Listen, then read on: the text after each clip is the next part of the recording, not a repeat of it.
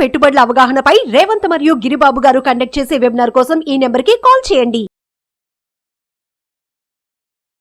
నమస్తే, welcome to Suman TV. నేను విష్ణు. ప్రస్తుతంతో పాటు NISM and CRISIL certified wealth manager Revanth Chalamala ఉన్నారు. వారితో మాట్లాడదాం.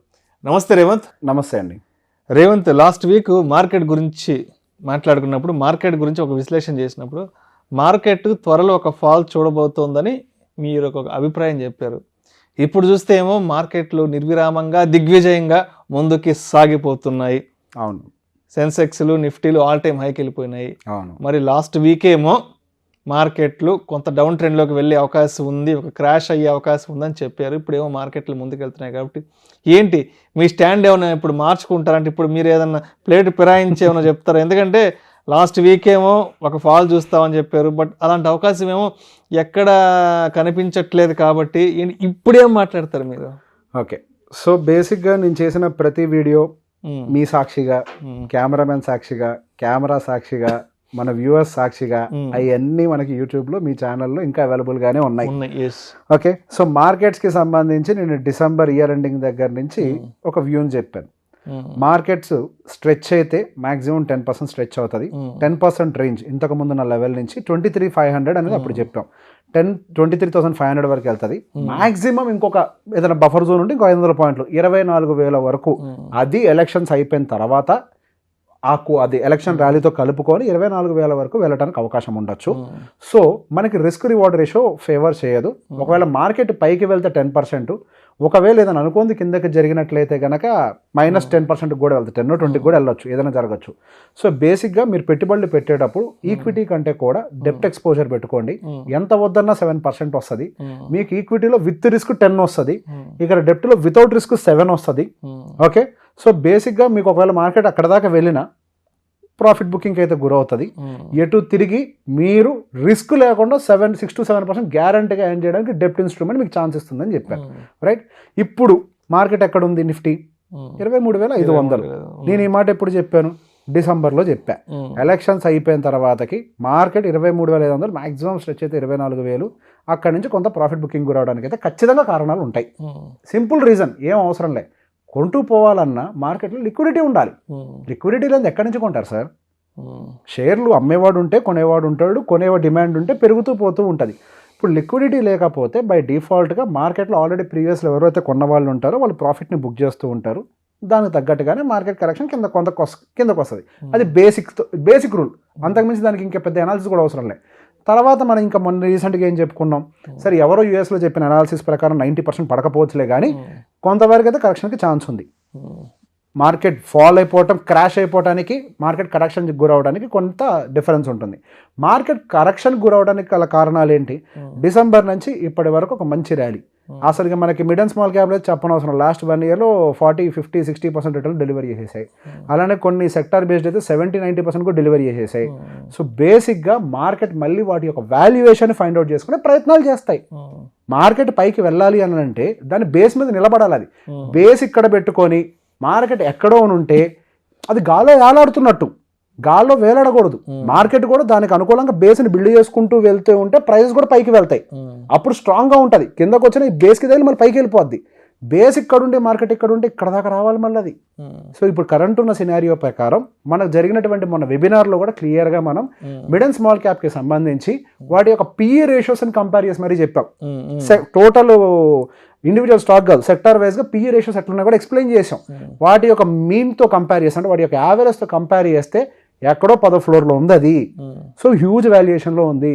ఒక్క బ్యాడ్ న్యూస్ వచ్చింది అని అంటే ఫస్ట్ ఏది పడుద్ది?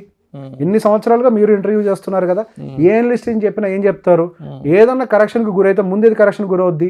బాగా వాల్యుయేషన్ పెరిగిపోయింది, కరెక్షన్ గురవుద్ది. అదే కదా మనం కూడా చెప్పింది.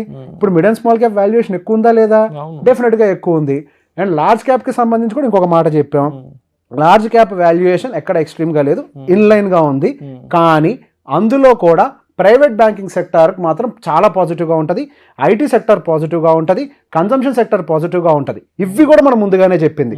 మీరు రీసెంట్ ర్యాలీలో గమనిస్తే లాస్ట్ ఒక వారంలో నిఫ్టీ మూవ్మెంట్ ఏం లేదు. మీకు మూవ్మెంట్ ఎందులో ఉంది? IT sector and banking sector. ఆ బ్యాంకింగ్ సెక్టర్లో కూడా ఏది ర్యాలీ అయింది? Private banking sector, right? So investment point of వ్యూలో ఇప్పుడు నేను చెప్పిన అన్ని ఇన్లైన్ అయ్యాయా? అన్ని ఇన్లైన్ అవుతున్నాయి కదా. మార్కెట్ ఇక్కడ నుంచి పైకి వెళ్ళటానికి అన్ని సెక్టార్లు ప్రామిసింగ్గా సపోర్ట్ చేయడానికి అవకాశాలు లేవు.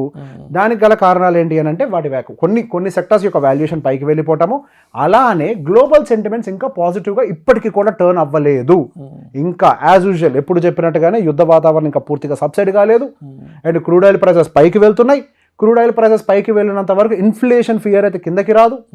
అది సింపుల్ ఫండా కదా. క్రూడ్ ఆయిల్ ప్రైస్ పైకి వెళ్తే ట్రాన్స్పోర్టేషన్ కాస్టింగ్ పెరుగుతుంది. ట్రాన్స్పోర్టేషన్ కాస్టింగ్ పెరిగితే ఇన్ఫ్లేషన్ ఎట్లా కంట్రోల్ అవుద్ది? ఇన్ఫ్లేషన్ కంట్రోల్ కాకపోతే వడ్డీ రేట్లు ఎట్లా కిందకి తీసుకొస్తారు? వడ్డీ రేట్లు తగ్గకపోతే ఎకానమీ ఎట్లా బూస్ట్ అవుద్ది? ఇవన్నీ లాజికల్ పాయింట్స్, రైట్? ఇంతకు ముందు కూడా ఇంకో మాట చెప్పాము. యూఎస్లో కన్స్ట్రక్షన్ ఇండస్ట్రీ ఆల్మోస్ట్ డ్యామేజ్కి వచ్చింది. వాళ్ళు ఆల్రెడీ కన్స్ట్రక్షన్స్ ఆపేశారు. విపరీతమైన వడ్డీ రేట్లు, ఎక్కడో 2%కి తీసుకోవాల్సిన వడ్డీ రేట్లు ఇప్పుడు 6.5% తీసుకుంటున్నారు. అక్కడ ఎంత హ్యూజ్ డిఫరెన్స్ ఉంది. యూఎస్ ఇంతకుముందు 2% ఉండదు వాళ్ళ హౌస్ లోన్ తీసుకోవాలంటే, ఇప్పుడు 6.5%. కొనేవాళ్ళు కూడా ముందడిగేయాలంటే భయపడుతున్నారు. కన్స్ట్రక్షన్ చేసే వాళ్ళు కూడా కొనరేమని భయంతో కన్స్ట్రక్షన్ ఆపేశారు. ఎకనామిక్ స్లోడౌన్ జరిగిందా? కేవలం అందరూ స్టాక్ మార్కెట్లో ఉండేటువంటి గ్రాఫ్ పైకి వెళ్ళటం చూస్తున్నారులే కానీ రియల్ మార్కెట్లో ఎకనామిక్ స్లోడౌన్ గమనించట్లేదు. ఇప్పుడు తెలంగాణలో భూమి రేట్లు ఇక గత 6 నెలలు ఏంటి 6 నెలల నుంచి సంవత్సరం నుంచి ఆగిపోయినాయి. కొన్ని ప్రాంతాలు అయితే తగ్గుతున్నాయి, రైట్? సో బేసిక్గా ఎకనామిక్ స్లోడౌన్ అనేది స్లోగా స్టార్ట్ అవుతుంది కదా. ఇంతకు ముందు కొలబద్ద మన తెలంగాణ హైదరాబాద్ ఉండేది రియల్ ఎస్టేట్ కి, ఇండియా మొత్తానికి కొలబద్ద అయితే హైదరాబాద్ ఉండేది. ఇప్పుడు స్లోడౌన్ అయింది కదా.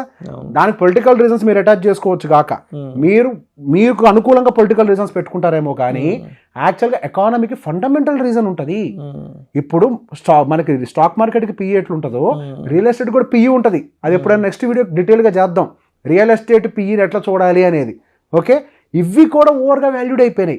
ఓవర్గా వాల్యూడ్ అయినప్పుడు వాటి బేస్ రన్ రావడానికి అన్ని ట్రై చేస్తాయి. అలానే ఇప్పుడు రియల్ ఎస్టేట్ డౌన్ అయింది కదా, అలానే స్టాక్ మార్కెట్ కూడా డౌన్ అవటం అని అంటే సార్ దాని మీనింగ్ అందరూ ఏమనుకుంటారంటే ఇట్లా కిందకి పడిపోవటం అంటారు. కాదు, కొంతకాలం పాటు ఎక్కడికి కదలకపోయినా డౌన్ అన్నట్టే మార్కెట్. కొన్ని సంవత్సరాల వరకు రిటర్న్ ఇవ్వకపోతే మార్కెట్ డౌన్ ఉన్నట్టే కదా. మీకు రిటర్న్ 0 లేదా జస్ట్ ఏదో +5 -5 ఎక్కడే తిరుగుతుంది. మీకు రిటర్న్స్ లేకపోయినా మార్కెట్ డౌన్ ఉన్నట్టే. మార్కెట్ పడిపోవటాన్ని ఫస్ట్ అర్థం చేసుకోండి. There are 2 ways of correction. Correction number 1 price correction, correction number 2 time correction. Okay, market అదే రేంజ్ లో కొంత టైం వరకు ఉండిపోవడానికి కూడా కరెక్షన్ కిందకే తీసుకుంటారు. మార్కెట్ ఏ విధంగానైనా కరెక్షన్ కి గురవ్వచ్చు. మీరు గమనిస్తే నిఫ్టీ ఎటు కదల్లే, కదిలిందల్లా కేవలం private sector banks, IT sector, ఈ 2 మాత్రమే కదిలాయి.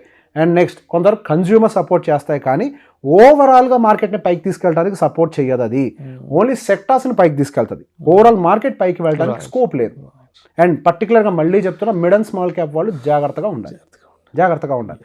లంప్సమ్ చేయకండి. ఎస్ఐపీలు చేసుకోండి, ఏం ప్రాబ్లం లేదు. లంప్సమ్ వాళ్ళు జాగ్రత్తగా ఉండాలి. Thank you so much. Thank you అండి. పొదుపు పెట్టుబడుల అవగాహనపై రేవంత్ మరియు గిరిబాబు గారు కండక్ట్ చేసే వెబినార్ కోసం ఈ నెంబర్ కి కాల్ చేయండి. సుమన్ టీవీలో మీ పర్సనల్ అండ్ బిజినెస్ ప్రమోషన్స్ కోసం కింది నెంబర్ కి కాంటాక్ట్ చేయండి.